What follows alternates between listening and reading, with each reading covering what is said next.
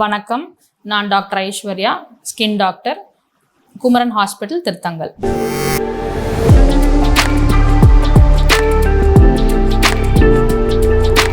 நம் தோல் வகை எத்தனை டைப்ஸ் இருக்குது அப்படின்னு பார்த்தீங்கன்னா, ஜெனட்டிக்காக டிட்டர்மைன் பண்ணுறோம். மரபணுவில் வர்றது தான். நம்ம அம்மா கிட்ட இருந்தோ அப்பா கிட்ட இருந்தோ என்ன முகத்தோல் டைப்போ அதே தான் நமக்கு வரும். தோல் வகையில் வறண்ட தோல் வகையாக இருக்கலாம், நார்மல் தோல் வகையாக இருக்கலாம், ஆயிலி ஸ்கின் அப்படின்னு சொல்லக்கூடிய எண்ணெய் வடிகிற தோல் வகையாக இருக்கலாம், காம்பினேஷன் டைப்புன்னு சொல்லுவோம். நார்மலும் எண்ணெய் வடிகிற தோலும் சேர்ந்ததாகவும் இருக்கலாம். இதில் ஆயிலி ஸ்கின் எண்ணெய் வடிகிற தோல் வகையாக இருந்தால் உங்களுக்கு சின்ன வயசுலேருந்தே 15-16 வயதுலேருந்தே முகப்பரு அடிக்கடி வர்றதுக்கான வாய்ப்புகள் ஜாஸ்தி இருக்குது. 30-35 வயசு வரைக்கும் கூட வரலாம். நீங்கள் அதுக்கான தகுந்த மருந்துகள் எடுத்துக்கிட்டாலும் களிம்புகள் போட்டாலும் திரும்பவும் வரலாம். அது நார்மலாக உங்கள் முகத்தில் வடிகிற சுரக்கிற எண்ணெய்னால வர்றது.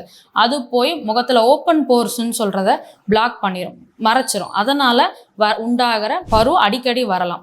இது ஹார்மோன் பிரச்சனைனாலையும் அதிகமாக வரலாம்.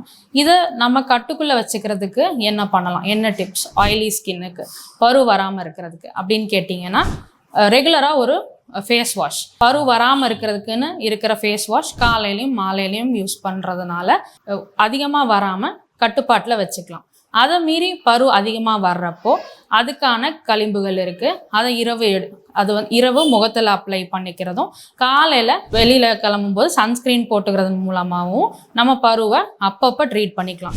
ட்ரீட் பண்ணாமல் விட்டால் என்ன ஆகும்னு கேட்டிங்கன்னா, முகத்தில் குழி விழுக ஆரம்பிக்கும். ஆக்னி ஸ்கார் அப்படின்னு சொல்லுவோம். அந்த ஆக்னி ஸ்கார் வந்துட்டால் அதுக்கப்புறம் அதை களிம்பு போட்டு சரி பண்ண முடியாது, அது போகாது. 100% அதை சரி பண்ண முடியாது.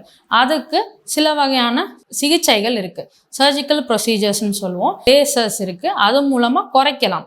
ஃபுல்லாக சரி பண்ண முடியாது, பட் குறைக்கிற ஆப்ஷன்ஸும் இருக்குது. இதுதான் ஆயிலி ஸ்கின்னுக்கான பரு வராமல் இருக்கிறதுக்கு பராமரிப்புக்கான நம்ம ஸ்டெப்ஸ்.